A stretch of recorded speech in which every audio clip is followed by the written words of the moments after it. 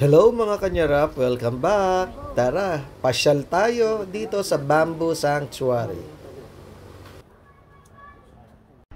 Nandito tayo sa St. Francis Bamboo Sanctuary sa Baguio City. So, walang entrance fee, pero may registration area at may donation.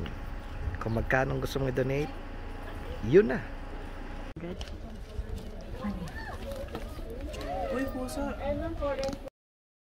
Meron sila ditong pinarerentahang mga umbrella for picture purposes. Ayan, hindi naman mainit sa loob, makulimlim, at walang sinag ng araw, pero picture. So, ito ang kanilang entrance. Ayan, talagang bubungad ang kaliwat kanan ng mga bamboo.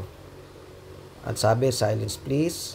At una natin matatagpuan ang nursery ng mga bamboo. So, ito ang kanilang nursery place.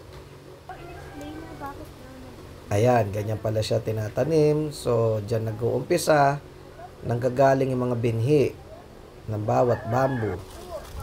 At ito may nakita kami binibenta na shot glass na gawa sa bamboo. Ayan, 35 each. At ito na nga, papasok tayo sa trail ng Bamboo Sanctuary. At ito, umaura na si Kanyarap, si Kabatuts. Oh. Yan ang gamit ng payong pang picture taking purposes. Dahil hindi naman maaraw sa loob at makulimlim. Ayan. So ito, napakaganda at napaka-presko sa mata ang paligid. Dahil puro bamboo talaga ang makikita mo. At dahil nasa Baguio ka, malamig ang simoy ng hangin. At ito yung tinatawag na cardio trail. So alam nyo na siguro kung bakit tinawag na cardio trail. Marahil ay paakyat at titibok ang puso mo pag dumaan ka sa trail na ito. Alright? So ayan, kahit medyo may sinag ng araw, pero na kukulimliman ka naman ng mga bamboo na matataas na bamboo tree. So eto na nga, dinaanan namin ang cardio trail.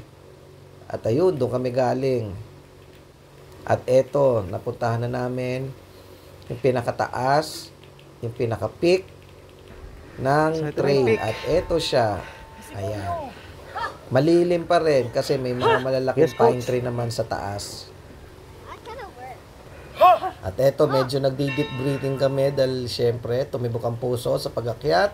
At pagkarating namin sa peak ay eto, pababa na kami. Patapos ng atin po. Maikli lang naman siguro mga 10 minutes, 5 to 10 minutes trail walking. At eto, palabas na kami sa exit. Yun lang, Nyarap.